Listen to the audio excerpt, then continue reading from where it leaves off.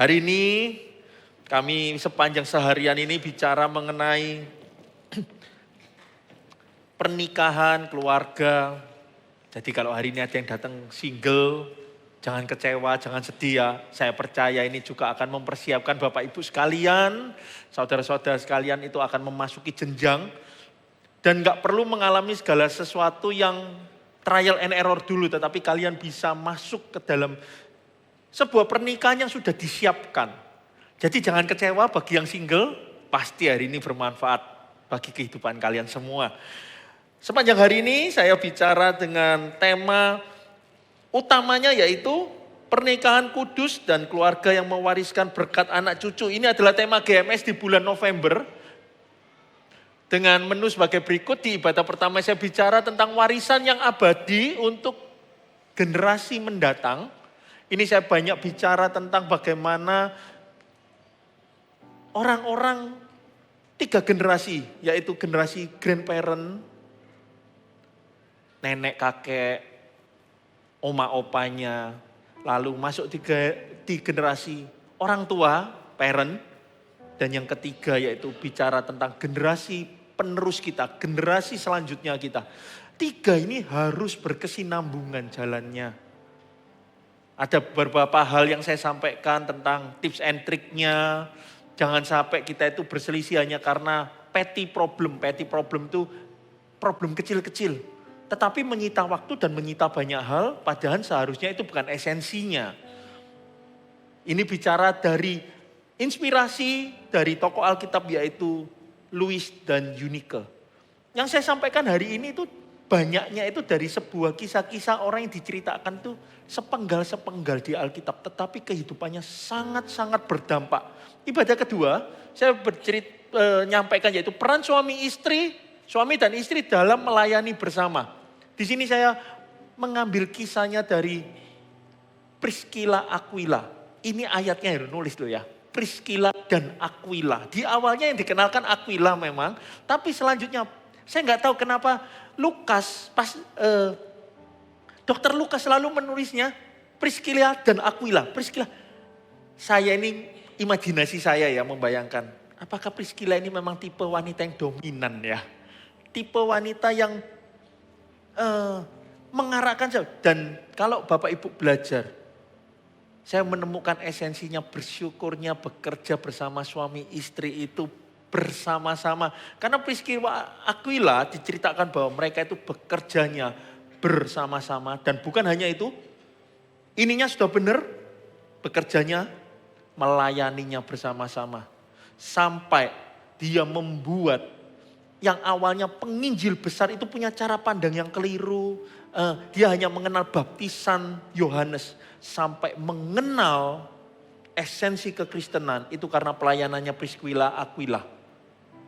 Nah, saya sampai menyebutkan kan harusnya Aquila Priscilla.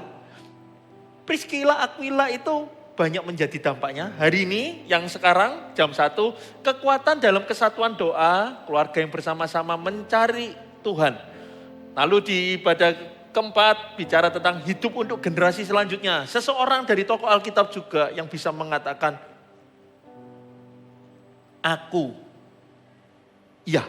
aku akan terus berjalan seperti ini. Walaupun di sekitarnya mengatakan tidak. Seseorang yang berani berinisiatif dan maju. Berjalan di depan. Meskipun kondisi sekitarnya tidak ada dukungan buat dia. Tapi dia mengatakan aku mau tetap jalan seperti itu. Dan dia membawa perubahan. Sebuah bangsa itu takut kepada Tuhan. Lalu ibadah yang kelima saya bicara tentang pengaruh iman seseorang pemimpin keluarga bagi generasi selanjutnya. Ini bicara tentang perannya seorang pemimpin di dalam keluarga.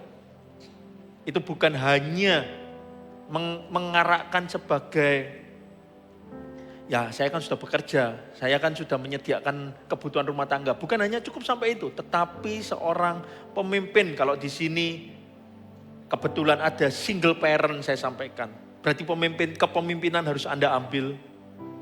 Ini gak ngomong tentang gender. Tetapi ini ngomong tentang ada orang yang mau berdiri di depan. Untuk mengarahkan sebuah keluarga mendekat kepada Tuhan.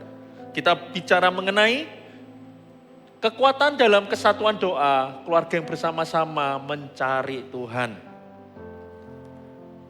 Kita belajar dari Kisah Para Rasul 10 ayat 1 sampai 4 dulu. Kita belajar dari kehidupannya Kornelius. Di Kaisarea ada seorang laki-laki yang bernama Kornelius. Seorang perwira dari batalion yang disebut batalion Italia. Tunggu sebentar, saya pastikan karena yang saya pegang ini kadang-kadang Alkitabnya agak berbeda.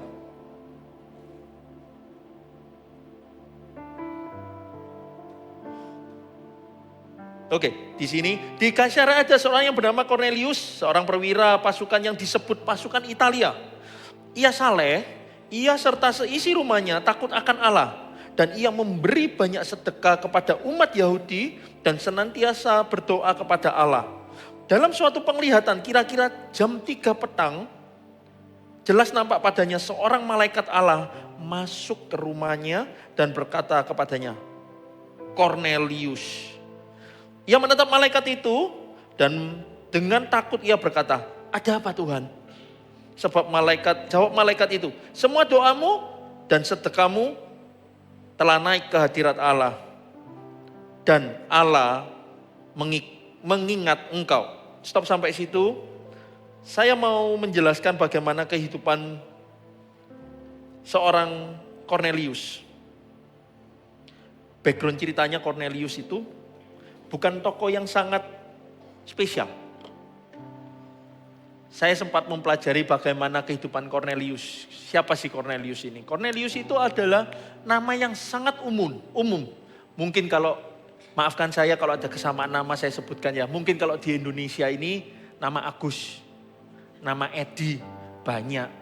Kalau disebut Pak Edi yang mana? Nggak bisa menjurus ke satu orang. Oh ini loh, Cornelius itu.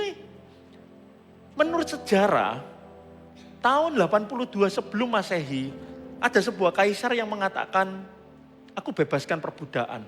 Dan dia dibuatkan satu klan namanya Cornelia. Nah ini jadi turunan-turunan namanya Cornelius. Dia bukan dari sebuah akar yang, dari keluarga yang memang turun-temurun adalah keluarga ningrat atau keluarga bangsawan. Dia itu kalau ditarik garis ujungnya itu keturunan budak. Tapi Cornelius bukan orang Yunani, bukan orang Yahudi, dia non-Yahudi. Tapi dia bisa mengenal Kristus. Untuk mengenal Tuhan, tidak ada ras yang dipisah-pisahkan sama Tuhan. Tidak ada background ekonomi, tidak ada latar belakang sosial, budaya, apapun. Tuhan Yesus itu mati untuk semua orang. Tuhan Yesus mati untuk segala macam manusia. Sampai dikatakan di ayat yang dikatakan, kabarkan berita sukacita itu kepada semua makhluk. Bukan berarti makhluk itu kita nginjilin semut, kita nginjilin binatang, kita nginjilin tanaman. Bukan. Ada beberapa orang mungkin sampai kita mengatakan dia bukan manusia, melainkan makhluk. Firman itu adalah untuk semua orang. Bapak Ibu, Tuhan Yesus itu meninggal untuk mati di kayu salib. Adalah untuk menebus nyawa semua manusia, semua ragam manusia. Termasuk salah satunya adalah Cornelius. Cornelius, ia saleh. Ia beserta seisi rumahnya takut akan Tuhan. Orang yang tidak dibacem, tidak direndam di dalam Taurat. Kitab-kitab Taurat tidak pernah menyentuh kehidupannya Cornelius. Cornelius ini dari sebuah budaya yang dimana sangat hedon. Kok bisa dia itu mengenal Taurat? Kok bisa dia itu mengenal namanya Allah? Hari ini jangan pernah terjebak dengan masa lalu. Hari ini yang saya sampaikan, saya mau cabut segala macam akar. Aku gak bisa, backgroundku seperti ini. Memang aku ini dari keturunan seperti ini, aku dari keluarga yang seperti ini, aku dari hari ini. Ini keputusan Anda sendiri. Anda mau keluar atau Anda mau tetap diam di posisi Anda sekarang. Itu keputusan masing-masing. Belajar dari Cornelius, sebuah kehidupan yang diubahkan. Dia saleh dan dia seisi rumahnya takut akan Allah. Orang yang tidak pernah mengenal Taurat. Kalau di sini nih ibaratnya zaman sekarang relevansinya orang nggak pernah baca Alkitab. Tapi kehidupannya lebih benar dibandingkan orang Kristen yang mengenal Alkitab. Kadang-kadang ini ayat ini kayak menampar muka saya waktu itu baca. Seseorang ia saleh dan ia dan seisi rumahnya takut akan Allah. Seseorang yang tidak mengerti Taurat dengan detail. Karena nanti kita kalau baca, kita akan mendengarkan runutannya dia bagaimana Tuhan membawa dia. Impactnya gak stop hanya seisi rumahnya. Tapi nanti kita akan lihat bagaimana Tuhan memakai kehidupan Cornelius dan seisi rumahnya berdampak terhadap sebuah negara yang memiliki influence, pengaruh yang sangat besar bagi kebudayaan masa itu.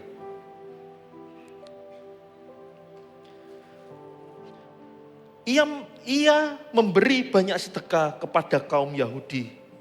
Saya bisa membayangkan Yahudi waktu itu sebagai negara yang orang kelas nomor 2. Cukup relevan.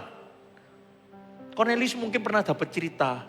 Dulu kehidupan nenek moyang kita itu tertindas loh sebagai diperbudakan. Dia melihat, iya ya kasihan ya bangsa second layer ini, lapis kedua ini juga kasihan ya. Makanya dia punya empati. Saya bilang, kok bisa dia memberikan sedekah kepada orang Yahudi. Saya melihat backgroundnya, iya ya. Dia itu punya empati karena dia pernah merasakan. Kalau Bapak Ibu hari ini, engkau pernah di sebuah jurang tertentu. Dan Tuhan telah menolong. Anda sedang mengalami, Anda melihat orang lain, teman Anda mengalami hal yang sama. Jangan berpangku tangan. Saya nggak ngomong ini tentang bantuan materi. Tetapi bantulah dia. Sedekahlah dalam doanya. Sedekahlah dalam kekuatan memberikan dia. Kuat ya, ada Tuhan dalam kehidupanmu. Gak apa-apa walaupun orang itu kepercayaannya lain. Tapi percayalah semua orang itu akan senang untuk didoakan.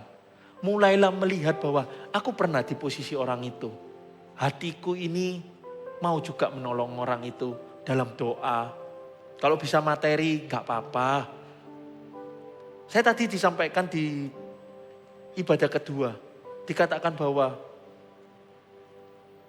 yang disampaikan yang kedua itu tentang kebenaran. Lalu ujungnya setiap daripada kita itu akan ada kebaikan. Bapak Ibu jangan hanya ngejar kebaikannya saja. Tapi kejarlah kebenaran dari orang yang benar, ujungnya itu jadi orang baik. Jangan cukup sampai baik, karena di sini dikatakan ia saleh. Tuhan tidak berbangga dengan salehnya. Tuhan mau beracara dengan Cornelius. Nanti lihat dalam kehidupannya Cornelius dibawa ke fase lagi. Tuhan gak cukup dengan kata saleh. Jadi kalau Bapak Ibu yang hari ini hadir, aku sudah cukup jadi orang Kristen baik. Hari ini saya goncang kehidupan Bapak Ibu, gak cukup aja jadi orang baik. Baik itu adalah manifestasi dari kebenaran yang Bapak Ibu pegang. Manifestasinya adalah kebaikan. Tapi kalau hanya kebaikan, percayalah. Keyakinan lain di luar sana jauh lebih baik. Banyak orang lebih baik. Banyak orang yang jauh lebih generous untuk memberikan sedekah dalam kehidupan mereka. Karena kenapa? Itu berperan penting di dalam keselamatan dia pada saat kehidupan kekal. Di dalam kita, Kristen, perbuatan baik itu ditulis sama Tuhan. Rek, bahasa Inggrisnya itu rek. Kain lusuh, mending kain lusuh, maafkan. Itu bahasa aslinya adalah barang yang sangat hina. Jadi percuma perbuatan baik saja. Jadi jangan stop sampai saleh hari ini. Saya ajak Bapak Ibu masuk ke dalam kebenaran-kebenaran.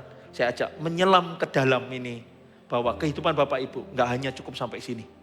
Tapi Tuhan punya rencana yang lebih banyak, lebih besar lagi. daripada yang pernah Bapak Ibu bayangkan pemakaian Tuhan dalam kehidupan keluarga Anda. Dalam suatu penglihatan kira-kira 3 petang, ini jam 3 sore, ia melihat jelas seorang malaikat Allah dan berkata, Cornelius. Dan ini saya tadi ngomong kan, dia nggak mengerti Taurat dengan ini, jelas. Karena jelas dikatakan di Taurat, jangan pernah bicara dengan roh. Ya, di Taurat dikatakan itu pada saat di 1 Samuel, 2 Samuel. 1 Samuel ada mengatakan gitu tentang bagaimana Tuhan membencinya. Itu sudah ada di hukum Taurat bahwa tidak boleh mengajak bicara. Cornelius tidak mengerti ini. Ada apa Tuhan? Malaikat dia dibilang Tuhan. Pengenalan itu penting Bapak Ibu, seperti saya yang tadi doakan. Tahu saja nggak cukup. Anda harus kenal. Malaikat dipanggilnya Tuhan. Cornelius diajak masuk mengenal lebih dalam lagi. Kita baca. Semua jawab malaikat itu kepadanya, semua doamu dan sedekahmu telah naik ke hadirat Allah dan Allah mengingat engkau. Itulah ultimate jawaban doa kita semua. Allah mengingat kita. Kadang-kadang doa dijawab nggak cukup ya. Aku kalau doa Tuhan itu selalu jawab loh. Hal-hal kecil Tuhan. Harus bersyukur, saya setuju harus bersyukur.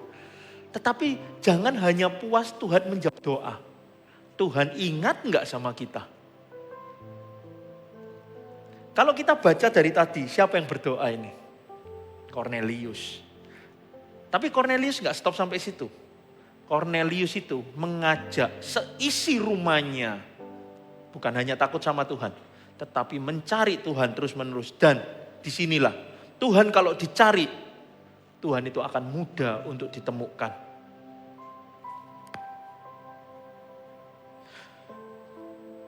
Ketaatan seseorang itu akan menjadi berkat bagi keluarga. Cornelius itu meskipun bukan orang pilihan, bukan bangsa pilihan seperti Israel, tapi ia hidup dengan iman yang murni. Mungkin imannya itu sangat simpel kayak anak kecil. Saya belajar tadi juga imannya Eunike dan Louis. Bagaimana kehidupannya Eunike sama Louis bisa turun kepada Timotius adalah punya iman yang tulus dan ikhlas. Di sini ternyata juga sama. Cornelius itu pikirannya nggak ruwet. Kita jadi orang Kristen jangan terlalu banyak teori sampai pikirannya ruwet, tidak mengenal Tuhan, tapi mengenal semua ajaran semua ini, tetapi kita nggak nangkep esensinya. Siapakah Tuhan yang kita sembah? Yang memariskan pola hidup doa kepada keluarganya dan menciptakan atmosfer rohani menjadi dasar bagi generasi berikutnya. Saya mengajak setiap daripada Bapak Ibu sekalian di sini, baik yang sudah berkeluarga maupun yang masih single. Atmosfer apa yang Anda bangun di rumah Anda? Jangan-jangan atmosfernya awalnya baik karena kehadiran kita. Atmosfernya sudah kayak film thriller gitu. Deng-deng. Semuanya mencekam gitu kalau kita ini datang. Semuanya itu rasanya takut gitu kalau kita datang. Apa atmosfer yang kita bawa? Apakah atmosfer rohani juga yang kita bawa? Apakah pernah kita di meja makan tuh menceritakan tentang hal-hal yang bisa membuat anak-anak kita itu mendekat dengan Tuhan? Saya kasih spill gimana seseorang memberikan warisan. Karena menurut saya ini cukup penting. Warisan itu bukan cuma cukup di materi atau properti atau aset. Beberapa kalau bisa memberikan itu kepada generasi selanjutnya, puji Tuhan, harus disyukuri. Tapi enggak cukup itu saja. Harus ada iman yang bisa diberikan, diwariskan ke anak-anak. Adalah pada saat di masa-masa susah, di masa-masa krisis dalam sebuah keluarga, Anda jangan pernah meninggalkan Tuhan. Justru itu nanti pada saat kita sudah tua, pada saat kita sudah renta, pada saat kita sudah tidak bisa melakukan hal-hal yang impactful, anak-anak kita yang sudah saatnya mengambil keputusan dalam segala sesuatu, dia memegang bahwa Orang tuaku kalau menghadapi masalah, ini loh yang diambil. Dia menggunakan lututnya, dia menggunakan imannya yang tulus dan ikhlas. Itulah yang harus diturunkan ke generasi selanjutnya. Enggak cukup hanya materi atau pengalaman hidup saja. Enggak. Tetapi biarkan mereka itu belajar secara sendiri.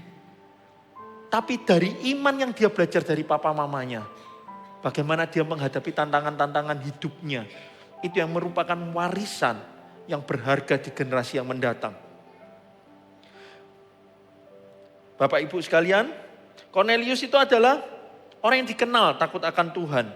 Ia tidak hanya beriman secara pribadi tetapi juga melibatkan seluruh keluarganya di dalam ibadah dalam Tuhan. Doanya itu menunjukkan ketekunan sampai Tuhan itu mengingat. Doa Cornelius adalah benih yang menarik perhatian Tuhan. Bukan doanya menurut saya. Tetapi hatinya itu memikat hatinya Tuhan. Karena kenapa? Pada saat dia dijawab, impact-nya itu panjang. Tuhan itu mengingat. Saya mengajak Bapak Ibu yang hadir di sini. Perlu menyadari bahwa kesalahan pribadi itu akan diikuti sama orang-orang di sekitar Anda. Jadikan doa sebagai kebiasaan yang melibatkan seluruh keluarga. Jadi anak-anak, adik, kalau ada di sini yang sering dijak sama orang tuanya saat teduh, jangan, saat teduh lagi. Sekarang dijak doa bersama. Itu adalah investasi. Anda nggak tahu kapan Anda harus cairkan investasi itu pada saat Anda perlukan. Pada saat Anda nanti berkesempatan meraih pendidikan di tempat yang jauh. Orang tua posisinya jauh semua. Anda merasa takut, Anda merasa apa? Nah itu Anda ingat, kalau keluargaku lagi ngalamin masalah, aku tahu aku harus ngapain. Doa. Jadi anak-anak muda di sini yang hadir, saya serasa seperti orang tua ya kalau ngomong anak-anak muda yang di sini gitu ya. Tapi saya sampaikan gini, anak-anak muda, kalau orang tuamu masih mengajak engkau mendirikan mesbah keluarga, berarti orang tuamu itu cinta, sayang dengan kalian. Jangan pernah, ada lagi doa lagi. Percuma doa, nggak ada jawabannya kok. Gini, doa yang saya sebutkan nanti ini, bagaimana caranya doa bekerja. Anda jangan pernah ngomong gini, percuma doa, nggak ada gunanya. Anda tahu pada saat Cornelius berdoa, Tuhan bukakan, selanjutnya malaikat mengatakan itu, lalu malaikat ngomong gini, kamu nanti ke UP, secara spesifik ada omongan gini. Itu nanti ada penyamak kulit, kamu masukkan ke sana, itu nanti kamu akan ketemu dengan seseorang. Anda tahu, di sisi yang satunya lagi, yang Cornelius tidak tahu. Jawaban yang sama berkata kepada Petrus, Petrus, di sana nanti ada orang datang ke tempatmu ini di penyamak kulit. Itu ada datang yang namanya Cornelius. Kamu harus datang ke sana. Petrus mengatakan gini, enggak mau Tuhan. Itu orang bukan orang Yahudi, saya enggak mau. Lalu dapatlah dia penglihatan. Selembar kain besar, di dalamnya banyak binatang-binatang haram bagi orang Yahudi. Tuhan mengatakan, makanlah itu. Saya enggak mau Tuhan. Nah itu akhirnya Petrus punya ketaatan. Oke Tuhan, aku akan nurut. Poinnya apa? Bagi anak-anak muda, doa itu kelihatannya kelemahan ya. Dan juga saya bukan ngomong sama anak muda saja. Saya juga belajar. Dulu saya suka delegasikan doa ke istri saya. Kamu ajakin doa, kamu sajain doa. Saya lebih suka pelayanan yang aktif. Rasanya kalau pelayanan berdoa itu gemeten itu apa ya? Kayak kaki tangan tuh gatel gitu. Rasanya pengen beraktivitas gitu loh. Rasanya pengen. Jadi saya lebih banyak ngomong, kamu ajak yang doa, kamu ajak yang doa. Lalu saya mendapatkan sesuatu di hati bahwa sebagai imam keluarga, kamulah yang harus berdoa. Bapak ibu, terutama bapak-bapak, Andalah pemegang kunci Daud itu. Anda yang membuka pintu dalam setiap doa. Saya harapannya ya, mulai hari ini, bapak-bapak yang hadir di GMS ibadah yang ketiga ini, mulai hari ini yang berinisiatif mulai doa dulu. Ayo doa yuk. Ayo doa, ayo kumpul di meja makan, bukan untuk makan loh ya, Tapi untuk doa, ayo kita doa. Mungkin awalnya cuma bisa doa 3 menit, 2 menit. Terus. Tuhan gak ngelihat pandai bicara, tutur kata kita diatur. Bukan. Tuhan tuh melihat hati. Dan inilah yang kita kejar Bapak-Bapak. Allah mengingat kita. Mending mana? Minta apa? Misalnya contoh ya. Anda datang ke seseorang, siapa itu? Minta apa? Oh ya udah kasih aja. Tapi dikasih, tapi orang itu nggak mengenal nama kita, siapa kita, apa kita. Itu artinya dia cuma hanya, ya aku mampu, aku ngasih, ya udah dikasih aja. Tetapi orang yang mengingat itu adalah gini. Aku tahu siapa dia, aku tahu. Aku ini memberi karena aku tahu siapa dia. Aku menjawab setiap doanya karena aku mengingat dia. Itulah bedanya. Saya rindu di sini nantinya kalau Servolution dibuka, yang daftar prayer itu bukan ibu-ibu, yang prayer itu bapak-bapak juga ngisinya doa bersama semuanya. Bapak-bapak juga harus berdoa. Malah bapak-bapak ini saya dorong jadi motornya pendoa nantinya. Amin, katakan amin bapak-bapak. Amin. Jawaban doa itu bicara di area di mana kadang-kadang orang yang berdoa tidak tahu apa yang terjadi di sisi yang sana. Tahu-tahu tiba-tiba itu yang namanya divine connection, koneksi ilahi terjadi. Mungkin jawabannya nggak langsung. Cornelius nggak tahu, loh aku disuruh ke Yope, tapi saya belajar di sini. Doa saja, tapi dia tidak pernah menyuruh, perwira ini menyuruh bahwa hanya untuk berjalan ke Yope, dia juga tidak akan mendapatkan mujizat itu. Doa dan bekerja itu harus jalannya balance. Tidak bisa hanya berdoa saja, itu tanya sama Tuhan. Tuhan kok nggak pernah ngasih saya breakthrough, Tuhan kok nggak pernah memberikan saya jawaban apa-apa. Ya karena kita melipat tangan gini nggak ngapa-ngapain. Tidak bisa. Untuk mencapai jawaban ini, Cornelius menyuruh staf bawahannya untuk maju ke Yope sampai dia bisa jawabannya. Lalu inilah, saya langsung lompat ya ke ayat 24 dan 27. Di sini dikatakan, namun persekongkolan, 24, 27. Pada hari berikutnya sampailah mereka di Kaisarea, Cornelius sedang menanti-nantikan mereka dan ia telah memanggil sanak saudaranya dan sahabat-sahabatnya berkumpul. Ketika Petrus masuk, datanglah Cornelius menyambutnya. Ia sujud di kaki Petrus dan menyembahnya. Namun Petrus menegakkan dia dan sambil berkata, bangkitlah, aku pun hanya manusia biasa. Sambil bercakap-cakap dengan dia, ia masuk mendapatin banyak orang yang telah berkumpul. Maafkan saya mungkin ada perbedaan antara apa yang saya bacakan dengan yang di belakang. Sama saja, hanya beda di terjemahan. Yang saya baca ini adalah terjemahan TB2, yang di belakang adalah TB1. Tapi poinnya tetap sama, saya sudah ngecek, poinnya tetap sama. Apa korelasinya bagi kehidupan kita sekarang? Cornelius tidak hanya berdoa sendirian. Dia menyambut Petrus, kalau orangnya ini egois, makanya Tuhan itu melihat hati. Kalau orang itu egois, harusnya Petrus itu hanya untuk dia sendiri. Apa yang dia lakukan? Dia memanggil sanak saudaranya dan sahabat-sahabatnya berkumpul bersama-sama. Keluarga Cornelius bersatu dalam kerinduan untuk mendengar apa yang Tuhan ingin katakan. Kesatuan ini membuka pintu bagi Petrus untuk masuk. Untuk apa? Menyampaikan Injil. Sesuatu yang menjadi titik balik bagi keluarga dan komunitas mereka. Saleh saja tidak cukup, itu yang saya katakan. Petrus sampai di sini, dia menginjil, menyampaikan kebenaran, dan disitulah terjadi perbedaan pemakaian keluarganya Cornelius. Percayakan pergumulan keluarga kepada Tuhan. Dalam setiap pergumulan, ajak keluarga untuk bersatu, untuk dalam doa seperti Cornelius, percaya bahwa Tuhan akan menjawab dengan cara yang ajaib.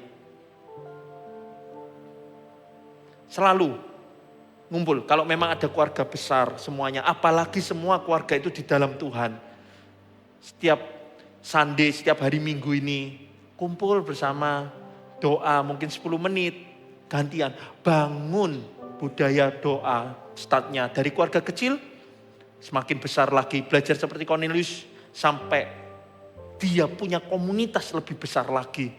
Diajaknya berdoa dan mengenal Tuhan lebih lagi. Ketika keluarga berdoa bersama, ada kesatuan hati yang membawa kuasa dan kehadiran Tuhan di dalam rumah tangga mereka.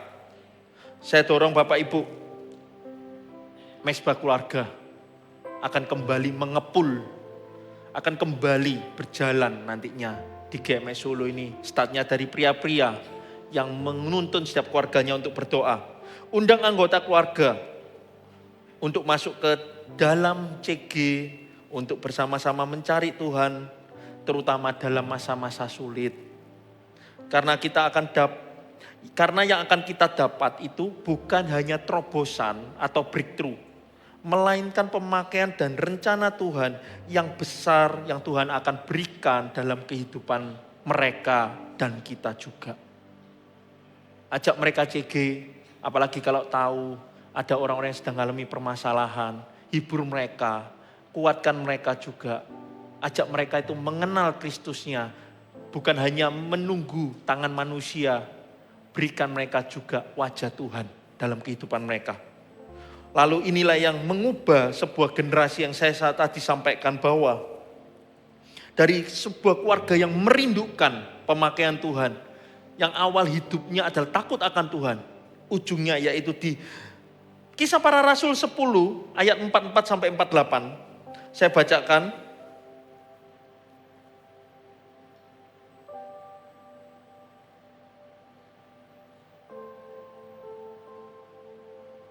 Ketika Petrus sedang bicara demikian tentang pengampunan dosa tersebut, turunlah Roh Kudus ke atas semua orang yang mendengarkan pemberitaan itu. Dan semua orang percaya dari golongan bersunat yang menyertai Petrus tercengang-cengang karena melihat bahwa karunia Roh Kudus dicurahkan ke atas bangsa-bangsa lain juga. Sebab mereka mendengar orang-orang itu berkata dalam bahasa roh dan memuliakan Allah. Lalu kata Petrus, bolehkah orang mencegah untuk membaptis orang-orang ini dengan air, sedangkan mereka telah menerima Roh Kudus sama seperti kita? Lalu ia menyuruh mereka dibaptis dalam nama Yesus Kristus. Kemudian mereka meminta Petrus supaya ia tinggal beberapa hari lagi bersama dengan mereka. Apa yang menjadi dampak dari sebuah keluarga yang berdoa akan dampak dan dipakai Tuhan? Kehidupannya bukan hanya untuk dirinya mereka sendiri, keluarga itu sendiri. Kehidupannya itu akan berdampak, yaitu Roh Kudus sendiri yang akan mengurapi. Dan dari orang-orang ini, Roma, di Kaisarea ini, semakin banyak orang non-Yahudi menerima Kristus. Pemakaian dari setiap Bapak Ibu sekalian, mesbah doa itu harus punya tujuan, yaitu pemakaian Tuhan dalam setiap keluarga di jemaat ini akan dipakai lebih luar biasa. Bukan hanya tentang diri sendiri, tetapi bisa keluar dari zona nyaman Bapak Ibu sekalian. Bapak Ibu dalam mengikuti Tuhan tidak selalu mengalami masa-masa di puncak gunung. Kadang harus mengalami kekelaman, gelapnya jurang di bawah. Perkenanan Tuhan bukan hanya kita dapatkan tuh di atas puncak gunung. Kadang-kadang perkenanan Tuhan itu kita harus terima di dalam jurang tersebut. Jadi Bapak Ibu sekalian, jangan menghakimi orang kalau ngadepi malah masa-masa susah. Jangan mengatakan, kamu gak deket Tuhan ya, kok dihukum Tuhan. Kamu gak gini sama Tuhan ya, kalau hal ini boleh terjadi. Ingatlah, perkenanan Tuhan itu ada selalu. Baik masa jaya maupun masa di tengah-tengah kesulitannya. Selalu ada Tuhan di dalam kehidupannya. Yang saya ajak Bapak Ibu, Jemaat GMS Solo, kejarlah perkenanan Tuhan. Yang dimana orang lain itu gak bisa ngelawan tersebut. Tuhan berkenan bagi kehidupan Bapak Ibu sekalian. Dan ia mengingat Bapak Ibu sekalian. Mari saya undang tim Present Worship. Apa yang kita bisa belajar dari kehidupan Cornelius, aplikasinya? Menjadi orang pertama yang berinisiatif untuk mendekat kepada Tuhan dan bawa keluarga kita kepadanya. Nggak bisa kita mengenal Tuhan hanya untuk kita. Orang yang mengenal Tuhan pasti rindu pemakaian Tuhan lebih lagi dalam kehidupan orang lain. Tidak akan cenderung egois biasanya orang. Lalu kesatuan doa keluarga tidak hanya untuk kebutuhan sehari-hari, tetapi juga untuk panggilan dan pemakaian Tuhan yang lebih besar. Kita nggak bisa hanya berdoa karena kebutuhan. Kita lagi ngalami masalah ya kita doa ya. Tapi harus berani gini. Di tengah-tengah permasalahan ini, Tuhan pakailah hidupku ini Tuhan. Pakailah Tuhan. Di tengah-tengah kesulitan keuangan, Tuhan pakai Tuhan. Aku rindu Tuhan. Bisa bermitra denganku Tuhan. Bisa, mungkin di sini ada CGL. Gimana caranya aku bisa mengembalakan jiwa kalau aku sendiri lagi ngalami struggle keuangan. Bisa, bawa ini kepada Tuhan. Tuhan, aku mau Engkau pakai Tuhan. Mengembalakan kadang-kadang tidak butuh materi. Yang penting hati. Yang ketiga, ketika keluarga Anda dipenuhi oleh Roh Kudus, generasi Anda berikutnya akan diperlengkapi untuk membawa terang bagi dunia. Anda yang lakukan itu bukan stop di generasi Anda saja. Tetapi pemakaiannya itu akan lebih besar lagi. Yaitu di generasi selanjutnya. Saya bicara ini di ibadah-ibadah sebelumnya. GMS itu mengembalakan dari usia senior sampai usia anak 2 tahun. Di mana itu namanya pengembalaan All Star. Bapak Ibu yang hari ini duduk di sini sekarang. Di tempat lain, di ruang lain. Itu ada anak-anak Anda digembalakan. Itu bukan hanya sebagai kayak baby care yang jagain anak-anak agar orang tua bisa nyaman beribadah. Bukan. Anak-anak Anda pun sedang ditanamkan nilai-nilai Alkitab. Eagle Kid kita dipimpin oleh Kak Mona sebagai motor penggeraknya pengembalaan Eagle Kids di Solo. Sedangkan AOG kita usianya 15 sampai 20 tahun ke atas itu digerakkan juga dengan gembala AOG-nya. Kita ini bergerak satu area yang sama untuk tujuannya satu. Revival itu terjadi di semua lini usia. Jangan berkata gini, revival itu punyanya AOG. Anda salah. Revival itu di semua usia. Di Eagle Kid juga ada tuayan. Tuayannya Anda kalau masuk di dalam suatu pengembalaan di GMS ini, Anda akan hati ini ya, capeknya capek ada. Tapi sukacitanya mengalahkan capeknya. Anda tahu ada sebuah keluarga yang seharusnya mengalami kehancuran. Karena ada seorang anak, Mi, aku mau ibadah Mi. Aku mau ibadah di Eagle Kid. Ibunya itu menunggu di luar, awalnya gak mau masuk. Lalu karena anaknya ini mau beribadah, itu orang tuanya itu melihat anak saya kok sekarang berubah ya, anak saya kok ya bisa haus cari Tuhan ya. Ibunya mulai mencari, ada apa ya? Masuk, satu keluarga diselamatkan. Satu keluarga yang harusnya mengalami kehancuran tidak jadi. Inilah esensi revival itu hanya. Bukan revival itu hanya melompat-lompat lalu ya pulang aku mbak apinya, setelah itu bem, padam. Revival itu adalah kebangkitan dari setiap generasi. Senior punya revivalnya. Umum nanti family punya revivalnya. Pro M punya revivalnya juga. Hari ini AOG punya revival. Eagle Kid punya revival. Hari ini saya rindu revivalis lahir di kota Solo ini. Yang akan dikirim kemana-mana. Yang akan membangun setiap kota-kota yang Bapak Ibu nanti ditempatkan. Itu menjadi dampak. Jadi mesbah doa yang Bapak Ibu lakukan hari ini punya tujuan gempur di satu titik. Pemakaianku, keluargaku ini Tuhan pakai untuk panggilan yang lebih besar lagi. Mari kita bawa hati kita untuk mendekat kepada Tuhan agar Ia mengingat kita.